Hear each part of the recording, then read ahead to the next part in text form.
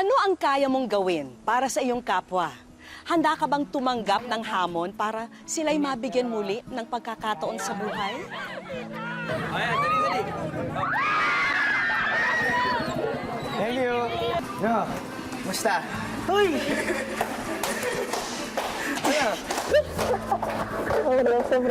Ano, ha?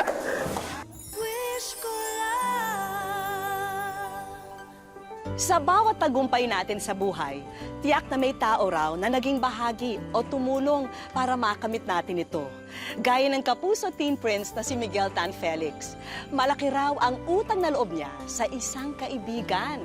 At wish niya sana, masuklian ang taong ito sa lahat ng naitulong sa kanya. Maagang nagsimula ang araw ngayon ng artistang si Miguel Tan Felix. Todo paghahanda ang binata para sa kanyang photoshoot kasama ang kanyang ka-love team na si Bianca Umali. Mula nang itinanghal si Miguel na first prince ng Starstruck Kids noong 2004, patuloy pa rin ang pagkinang ng karera niya sa showbiz. At sa kasalukuyan, ang 17 anyos na binata ang binansagang primetime teen prince ng GMA. Una siyang umarte bilang pagaspas sa teleseryeng Mulawin. Ilang taon nang nakalipas, nakita ang husay niya ng bumida sa Ninyo. At ngayon, tinatangkilik at kinakikiligan siya sa teleseryeng Wish I May.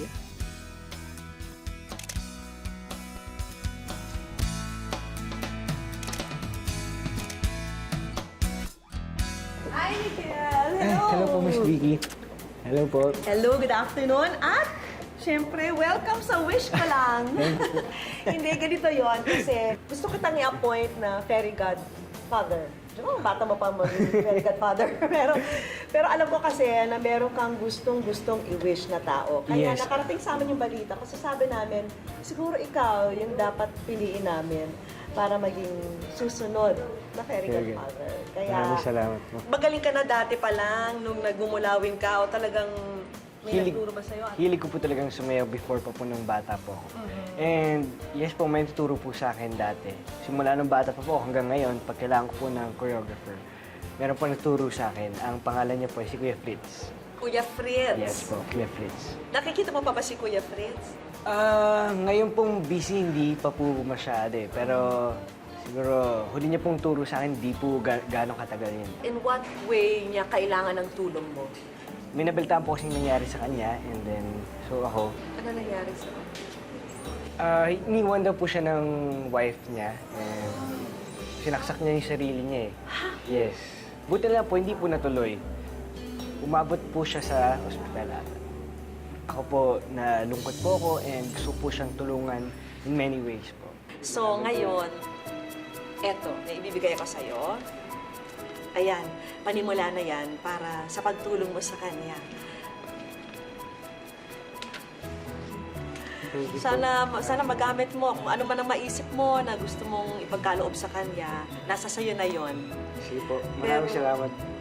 Ang hamon natin kay Miguel ay gamitin ang halagang 50,000 pesos para gumawa ng paraan at planuhin ang isang espesyal na sorpresa para sa kanyang Kuya Fritz. Sa kanyang pag-indak sa tiyempo ng tugtog, dito ramdam ni Fritz na siya ay nasa kakaibang mundo. Lugar kung saan siya masaya at malaya. Masasabing sa pagsasayaw na rin kasi umiikot ang kanyang buhay. Sa paghinto ng musika, balik na sa totoong buhay kung saan may pagsubok at problema. At para kay Fritz, ang pinakamatinding hamon na pinagdaanan niya ay nung nabigo ang pangarap niyang masayang pamilya. Sobrang hirap po sa pagtulog sa gabi. Dati po, yung magkasama kami, na kayakap siya sa akin, tapos laging nagpapatimpla pa ng dede. Sa ngayon po, hiwalay na po kami. Ang hirap po sa pagtulog dahil hindi ko po siya kasama ngayon.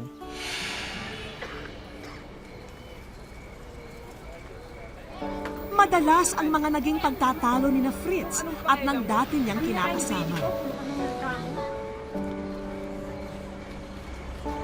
Ang kanilang hindi pagkakaintindihan nauwi sa hiwalayan. Sobra-sobra po. Pagmamahal ko sa anak ko, sobra. Lahat nga po ginagawa ko para lang mapaligaya sila. Pero humantong po sa ganun, wala na po akong nagawa. Kaya parang ginusto ko na lang mawala sa mundo para lang ma-realize nila na mahal ko sila. Labis na dinamdam ni Fritz ang kabanatang yun ng kanyang buhay. Nagdulot ito sa kanya ng matinding depresyon. At ang tanging solusyon na naisip ni Fritz ay wakasan ang sariling buhay. Ito po yung marka ng pagsasaksak ko sa sarili ko. Pero salamat pa rin po ako dahil nabuhay po ako ngayon. Ang pamilya ni Fritz ang kanyang naging pangunahing sandalan sa mga panahong pakiramdam niya'y mag-isa siya. Sila ang umatay sa kanya para makabangon muli at patuloy na kaharapin ang mga mas mabibigat na hamon ng buhay. Parang sinabi ko lang na isang pagsubok lang to. Pagsubok ng Panginoon dahil hindi naman nagbibigay ang Panginoon ng pagsubok na hindi natin kakayanin. Sa ngayon, unti-unting pinupulot ni Fritz ang sarili mula sa matagal na pagkakalugmok. Tuwing umaga, pamamasada ng tricycle ang pinagkakaabalahan ni Fritz. Pagkatapos naman ito, tumatayo rin siya bilang isa sa mga kinatawag ng balikatan sa barangay nila. 2, 3, At bukod pa rito, bumalik din si Fritz sa pagtuturo sa kanyang ikangay first love, ang pagsasayaw. Lahat ng ito, ginagawa raw niya para sa pinakamamahal na anak. Sisipag po ako para lang mapaligaya yung anak ko. Higit pa sa lahat ng gusto niya para hindi niya ako kalimutan. Sa lahat ng pagsubok na pinagdaanan ni Fritz, isang kaibigan ang hindi rin daw siya iniwan hanggang sa huli. At yan ang kapuso teen star na si Miguel Tan Felix. Malaki ang pasasalamat ni Fritz kay Miguel dahil mula raw ng maliit pa ang artista, lumaking mabait at naging malapit na kaibigan pa niya. Sobrang gandang overlooking na Siya po yung tinuturing ko na matalik na kaibigan. Dahil sa lahat ng lumapit po ako sa kanya, hindi po ako tinanggihan ni Miguel. Ito po yung mga picture na to, ito po yung mga kada event na pinupuntahan po namin ni Mickey. Pinaprint ko po talaga yung para isang alaala po sa amin, dalawa. Kaya naman kung meron daw nais si Fritz, ito ay ang makitang magtagumpay pa si Miguel para masuklian ang kabutihan ng artista. Sana ngayon, Miguel, huwag ka pa rin magbago. Kung ano ka dati, ganun ka pa rin hanggang ngayon.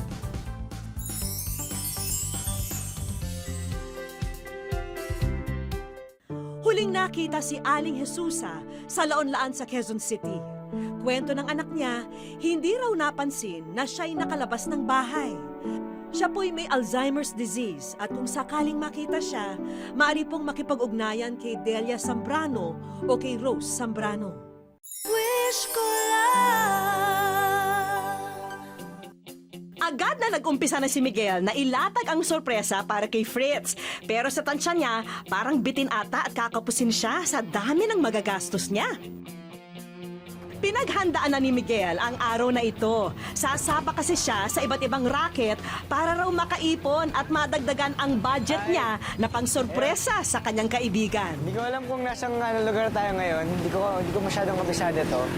Hindi ko alam kung ang sabi kasi sa akin, unahin daw natin yung pedicab. Hindi ko alam kung nasan yung pila ng pedicab. So, siguro magtanong-tanong tayo. Tapos doon tayo humanap ng pedicab na pwede nating hiramin para pangtulong sa'yo, Kuya Fritz. Kuya, pila ba to ng pedicab? Saan po? Yung ano, ito sa pinakuhanan, yun naman ang green na ano. Okay po. Sige po. Thank you po. Tara, doon tayo. Sana mag-tip sila ng malaki para, syempre, makuha natin yung kota natin na 10,000. Kuya, ikaw pa may-ari ng pedicab na to? Tatanungin kita, willing ka bang tumulong? Hindi ko ako sigurado. Hindi ka sigurado? Teka. Okay lang, mamahinga ka na dito. Tapos, paano ba? Hati tayo sa makikitain ko? Tingnan mo kuya. Huwag na lang? Sigurado ka? Okay, sige. Thank you, kuya. Salamat. Naku! Ayun ni kuya. Nako, Ayun na tumulong. unang hamon pa lang ito Miguel ha, pero parang inaalat ka na. Kalupot yan. Ha? Ah, sige, 300. Okay, sige. Okay na sana eh, pero Ay, hindi na. Ha? Ano? biglang kumabig si Ano Manong. ba, ano? Hindi kasi sa akin to, siya kakilabas sa akin. Kala ko ako mukha maniyo. Yung iba naman ang sinasabi, walang tiwala eh. Walang tiwala sa akin na hindi, baka daw hindi ko ibabalik. Am daw ko siguraduhan na ibabalik ko yung pedicab nila. So, kailangan mo talagang i-convince sila lahat. Pero papanindigan ng ating teen heartthrob ang never surrender na motto. Malapit sa akin, simula Dahil alam ni Miguel na may mapapapayag siya dahil para naman sa magandang hangarin ang pakiusap niya. Ang matanong ko lang, sir, bakit yung saan niyo po ba pala gagamitin? Bakit kailangan yung... Eto, kasi ito, may tinutulungan akong tao. Sige, sir, dahil tutulong ka, Oo, bayad kailangan. na ako, sir. Oo. Kasi walang ano dyan eh. Hindi ako na lang. So parang ganito lang yan eh, give and take yan eh. Kasi tutulong ako, tutulungan mo rin ako, tutulungan din kita, Ayun, sir. di ba?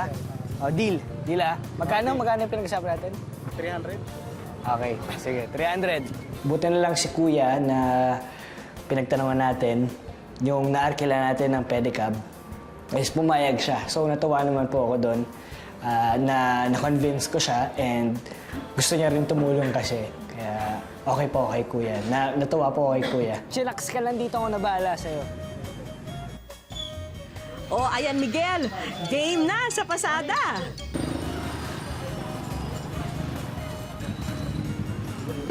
Ate, saan ka pupunta? Gusto mo sumakay sa akin? Sige lang. Saan po kayo pupunta?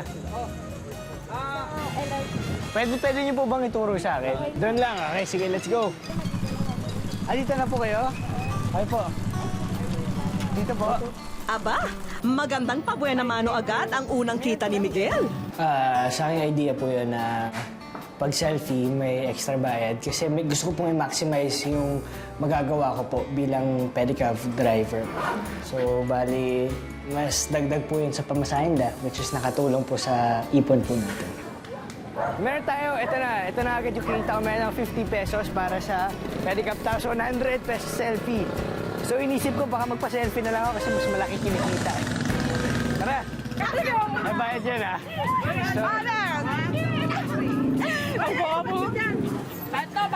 Ay, maraming salamat po. Thank you po.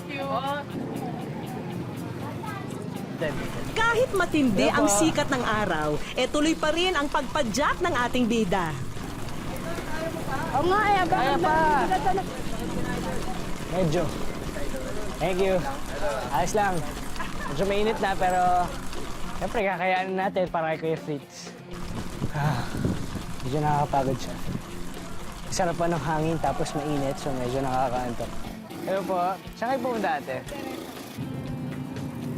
Thank you. Maraming salamat po. Ate, thank you. Salamat. Ingat po kayo. Medyo mahirap sa Riles kasi lubak doon. Tapos dito medyo pataas dito kaya napagod ako. Pero thank you kay ate kasi nagbigay siya sa akin ng 200. Konti na lang, 10,000 na. Oops. Ate, get ready. Mahirap lang po tuwing dadaan sa Riles kasi minsan na-stuck yung gulong ng pedicab. So, bababa yung pasero or bababa ako para itulak po yung pedicab. Tapos nakakatakot pa dahil diba, Riles ng tren yun, baka mamaya. Kaya pa? Mainit, pero kaya yan. Matulong tayo eh. Ate, meron kang panyo? Kaya yan. Uy, sarap. Malamig. Alright. Thank you. Good luck sa thesis nyo. Okay. Bro, kaya pa? Medyo pagod naman, nakakaramdam na ng pagod. Medyo malayo yung biniyahe natin ngayon Pero medyo nakakaramdam na ng sakit sa legs.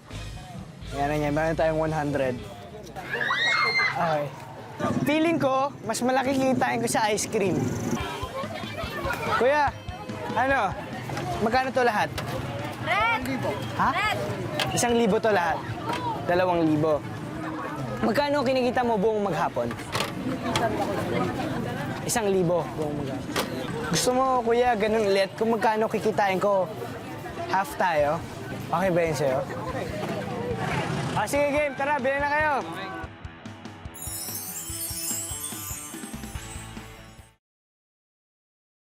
Wish ko lang. Suyurin natin yung mga streets doon para mas marami tayong makitang tao. Ano to? Ilan ba to? Anong flavor ng ice cream gusto mo? Halos matunaw sa kilig ang mga bumibili kay Miguel. Ayan, dali.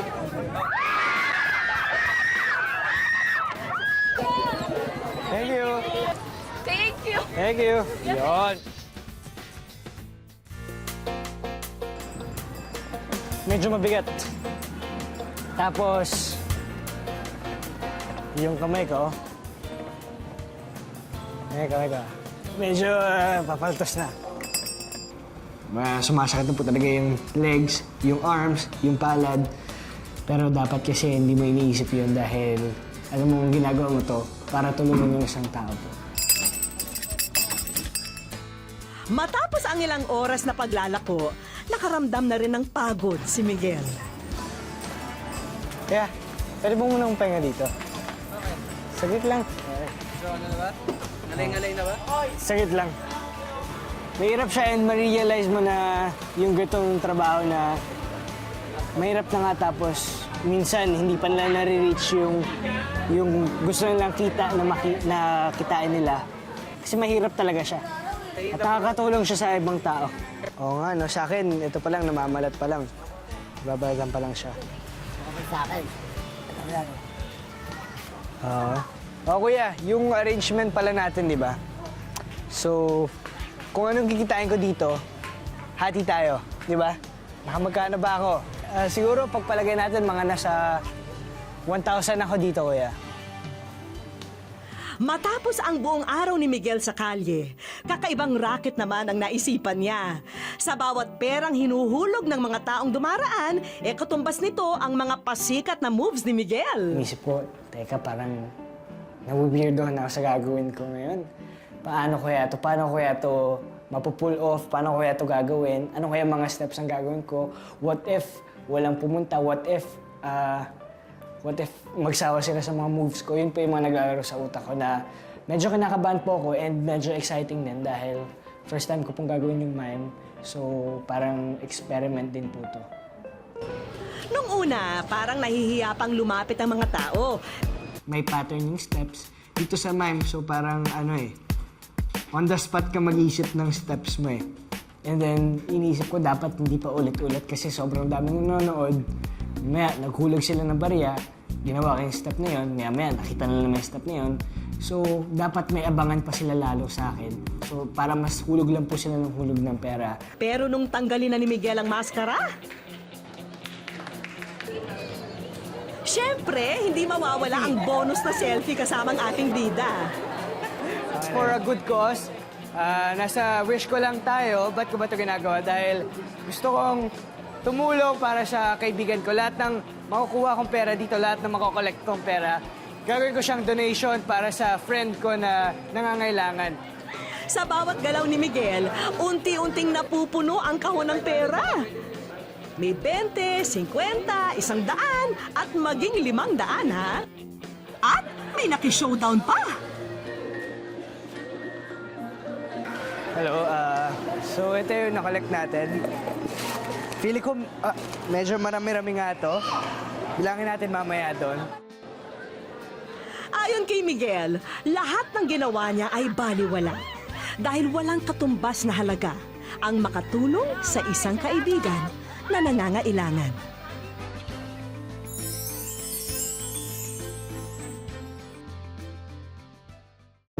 Si Cedric ay isang buwanang nawawala.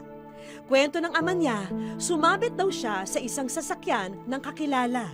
Pero nang mapansin ng driver na nakasabit siya, iniwan na lamang siya sa isang fast food restaurant sa Parañaque City. Wish ko lang. Matapos ang mga challenge na ginawa ni Miguel para makalipon ng pandagdag na pondo, oras na para ihanda niya ang mga sorpresa para kay Fritz. Sinimulan na niya ang pagtatawag sa mga taong magiging daan upang makompleto ang mga regalo para sa kaibigan. Tatanong ko lang po kung available po ba yung naka-post niyo pong tricycle sa site? For how much po yun? Kasi inaano ko siya for 40 po, 40,000. 40? 40 kuya? Nako, makukuha ko ba siya ng ng 30? Ay, sir, sorry. Pasensya, hindi kasi talaga kaya. Medyo malaki po yung 10,000 na discount. Sige kuya, ito, 36. Ano po? 36,000. Gusto ko lang talaga makatulong kasi nasa wish ko lang ka kuya. Nasa wish ko lang din ako, may tinutulungan po akong kaibigan. Kaya, bye ka na. Sige na kuya. So, 36,000. Oh, tulong mo na rin yung 4,000, no? Teka po, Sige, sir, payag na po ako. Bye ka na. Opo. Okay, sige, maraming salamat.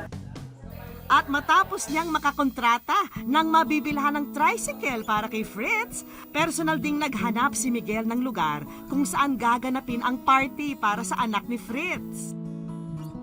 Hi, good afternoon, Miguel Tan Felix. Hello. Kasi nasa wish ko lang tayo, tapos yung friend ko, natulungan ko siya. So ngayon, birthday ng anak niya eh. Hingi lang sana ako ng pahintulot kung pwede bang tulungan ako na mag-grant yung wish ko na magkaroon ng surprise birthday party yung anak ng kaibigan ko. Okay na. course, kahit anything to help. Talaga? Thank you, maraming salamat ha. Okay, so meron tayong tricycle. Meron tayong venue para sa party ng anak ni Kuya Fritz and meron tayong mag-aayos sila. So siguro surprisahan natin ngayon sila. Let's go!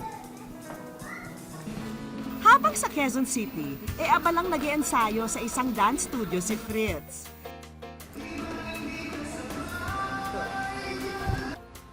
Pero magtataka siya dahil parang kakaibang choreography ang nagaganap.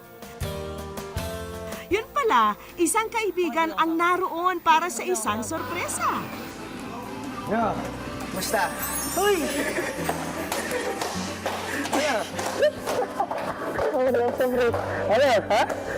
Ano? Iyak. Abot langit ang galak na naramdaman ni Fritz sa muling pagtatagpo nila ni Miguel. Iyak. Sakto na, pre. Yeah. Ayan, Kuya Fritz, Musta ka na? Ayos lang naman. Ayos lang. Okay ka naman? Okay naman. Kaya niyo pumanginig. Sa puntong ito, sinamantala na rin ni Miguel ang pagkakataon Salamat upang sa'yo. pasalamatan si Fritz. Thank you kasi sa mga alaala binigay mo sa akin, sa mga naituro mong sayaw kasi kung di dahil sa inyo, siguro hindi ako nakakasayaw ng maayos ngayon sa GMA, di ba? Maraming salamat. At syempre, binavalue ko yung pagkakaibigan natin dalawa. Okay? So, gusto ko surprisahin ka. Gusto kong maging masaya ka. Ayan, ganyan. Fresh ko lang ka, Kuya Fritz. Ha? Salamat, Migs.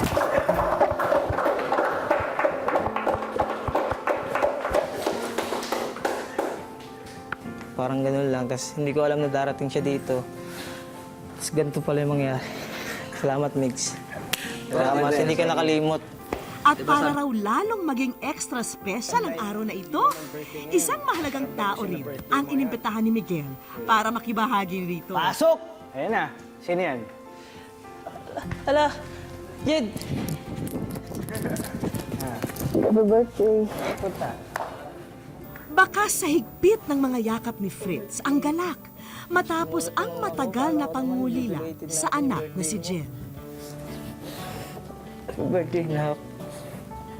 Personal ding pinasalamatan ni Fritz ang lola ni Jen matapos nitong pahintulutan na makasama ni Fritz ang anak. Ay, maraming salamat po kahit dati na alam niyo naman po yung sa amin. Pero maraming salamat po kasi tinanggap niyo pa rin ako. Hindi na maging isang ama ng anak ko. Tanggap niyo pa rin po ako kahit anong mangyari. Salamat po, Nay. Tutuwa ako at kahit naman ganun yung nangyari sa kanila. Tinatanggap pa rin kami. Ano, Kuya Fritz? Handa ka na ba sa mga surprise na hinanda namin para sa'yo? Handa na ako. Oo. Paniguradong masa-surprise ka talaga dito. Para sa'yo talaga itong araw to, Kuya Fritz. Agad kaming nagtungo sa pasyalang ito. Walang kamalay-malay si Fritz na may masayang selebrasyong magaganap. Sabi ka talaga, Mix. Happy birthday, Fritz! Ayun pala. Halos hindi makapaniwala si Fritz sa bumungad sa kanya. Masaya ako ngayon kasi dininig yung dasal ko. Tapos marami rin salamat, Mix.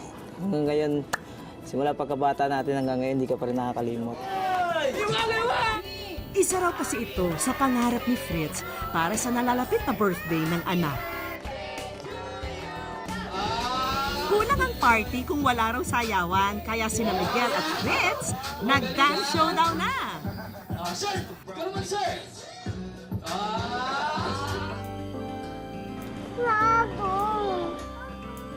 Yeah, Fritz. Pagkatapos ng party, hindi alam ni Fritz na may nakaabang pang regalo para sa kanya.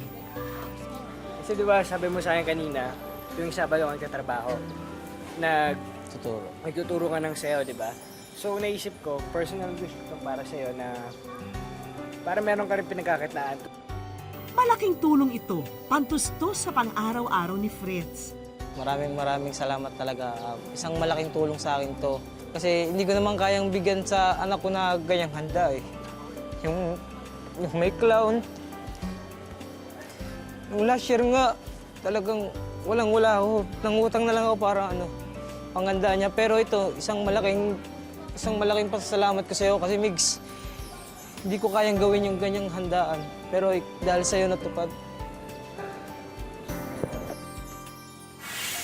Kung inaakala mong tapos na ang handog namin para sa'yo, abay nagsisimula pa lang tayo. Okay, Kuya Fritz, Jed, nandito tayo sa super laking toy store. And meron akong box dito. Ano ba to? Ito yung kinita ko sa pinaghirapan ko. So kahit anong gusto nyo, kunin natin. Nag-umpisa nang mag-ikot sina Fritz. Mistulang nalulula si Jed sa dami ng mga laruang nasa harapan niya. Sobrang nabago, hindi ko talaga siya expecting na mangyayaring gantong araw na to. Sa araw pa mismo talaga ng birthday ng anak ko. Sobrang nabago po. Sobrang saya-saya ko po ngayon. Marami po tayong makikilalang tao sa ating buhay. Pero iilan lang ang nananatili sa iyong tabi sa oras ng kagipitan. At ang mga taong ito nararapat bigyan ng halaga sa ating mga puso. Salamat po sa inyong pagsubaybay. Ako po si Vicky Morales at ito po ang Wish Ko Lang. Hihintay sa'yo kaya't